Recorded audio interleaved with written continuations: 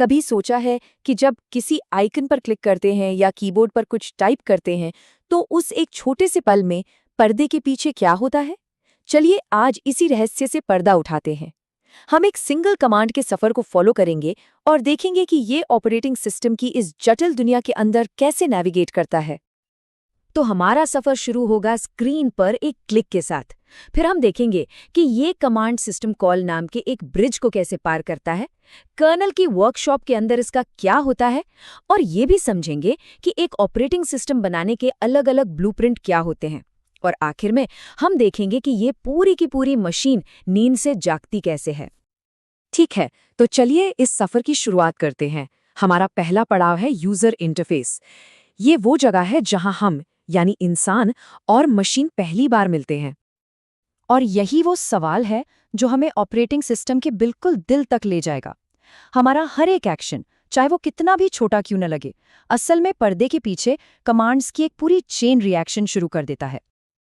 देखिए, मशीन से बात करने के दो मेन रास्ते हैं। एक है कमांड लाइन इंटरफेस या CLI, जहां टेक्स्ट कमांड टाइप करके सीधे सिस्टम से बात की जाती है। ये बहुत पावरफुल होता है। और दूसरा है ग्राफिकल यूजर इंटरफेस या GUI, जिसे हम सब रोज इस्तेमाल करते हैं, आइकॉन्स, विंडोज, बटन्स के साथ। ये ज्यादा आसान और विजुअल है। और देखिए, ये GUI का एवोल्यूशन रुका नहीं है। आज के हमारे स्मार्टफोन्स और टैबलेट्स में टच स्क्रीन इंटरफेस हैं, जैसे इस आईपैड की स्क्रीन पर दिख रहा है। अब तो सिर्फ उंगलियों से छूना या स्वाइप करना ही एक कमांड देने के लिए काफी है। तो कमांड चाहे टाइप किया गया हो या आइकन पर क्लिक हुआ हो, इससे फर्क नहीं पड़ता। अगला कदम क्या है? अब वो कमांड ऑपरेटिंग सिस्टम के दिल तक का सफर शुरू करेगा। ये कोर, जिसे हम कर्नल कहते हैं, सिस्टम का असली दिमाग है, और वो कमांड एक बहुत ही खास दरवाजे को पार करके ही वहां पहुंच सकता है। इस दरवाजे का नाम है सिस्टम कॉल। इसे आप ऐसा समझिए जैसे कोई ऑफिशियल रिक्वेस्ट फॉर्म हो। जब भी किसी प्रोग्राम को कोई ऐसी सर्विस चाहिए जो सिर्फ ऑपरेटिंग सिस्टम दे सकता है, जैसे कोई फाइल पढ़ना हो या नेटवर्क से कनेक्ट करना हो, तो उसे एक सिस्टम कॉल करना ही पड़ता है। अब इस प्रोसेस में एक बहुत ही जरूरी सिक्योरिटी फीचर काम करता है, यूजर मोड और कर्नल मोड के बीच का बंटवारा।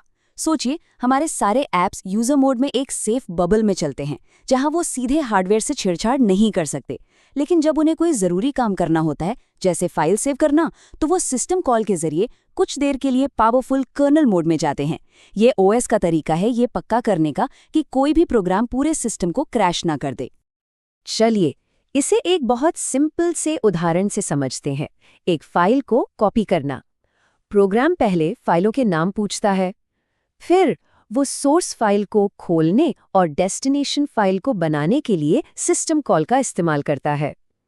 इसके बाद एक लूप में वो बार बार सोर्स से पढ़ने और डेस्टिनेशन पर लिखने के लिए सिस्टम कॉल करता है, और आखिर में दोनों फाइलों को बंद करने के लिए भी सिस्टम कॉल करता है। हर एक कदम एक सर्विस रिक्वेस्ट है। तो हमारी रिक्वेस्ट अब कर्नेल के अंदर पहुंच चुकी है। आइए अब झांक कर देखते हैं कि इस वर्कशॉप के अंदर कौन-कौन से डिपार्टमेंट हैं जो असल में काम करते हैं। कर्नल सच में एक बहुत बिजी वर्कशॉप जैसा है।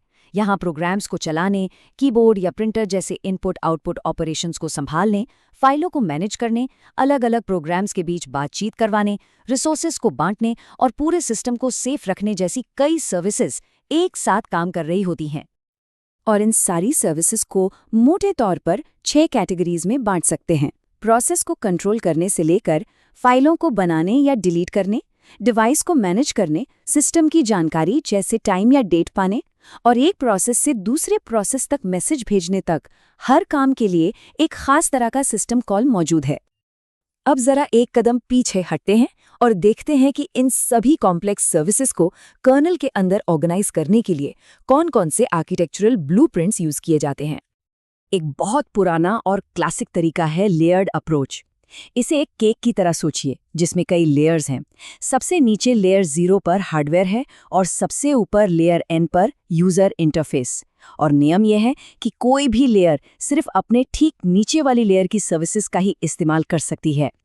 तो देखिए, हर डिजाइन में कुछ फायदे हैं तो कुछ नुकसान भी। लेयर्ड अप्रोच बनाने में सिंपल है, लेकिन हर रिक्वेस्ट को कई लेयर से गुजरना पड़ता है, जिससे वो धीमा हो सकता है।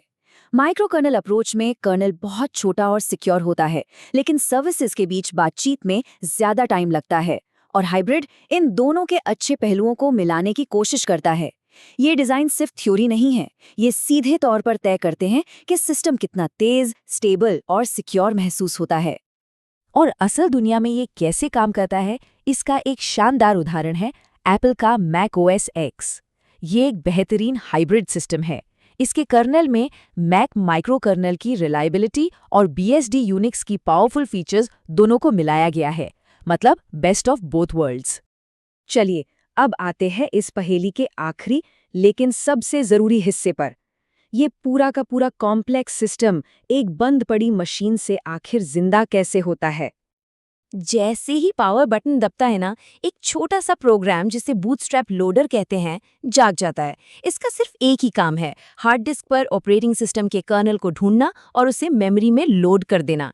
एक बार कर्नल मेमोरी में आ गया, फिर वो सिस्टम की बाकी सभी सर्विसेज को एक एक करके शुरू करता है और कुछ ही पलों में कंप्यूटर इस्तेमाल के लिए तैयार हो जाता है। ये पूरी प्रक्रिया कितनी ज्यादा कॉम्प्लेक्स है, ये बात ब्रायन कर्निगन के इस फेमस कोट से समझी जा सकती है। एक ऑपरेटिंग सिस्टम बनाना और उसे मेंटेन करना इंजीनियरिंग की सबसे बड़ी चुनौतियों में से एक है, जहां हर छोटी से छोटी डिटेल को परफेक्ट होना पड़ता है। तो ये सब हमें एक आखिरी सवाल पर लाकर छोड़ देता है। आज की दुनिया में जहां डिवाइसेस छोटे होते जा रहे हैं और हर वक्त कनेक्टेड रहते हैं, ऑपरेटिंग सिस्टम का अगला एवोल्यूशन क्या होगा? क्या वे और भी छोटे और ज्यादा एफिशिएंट हो जाएंगे या फिर पूरी तरह से क्लाउड में चले जाएंगे?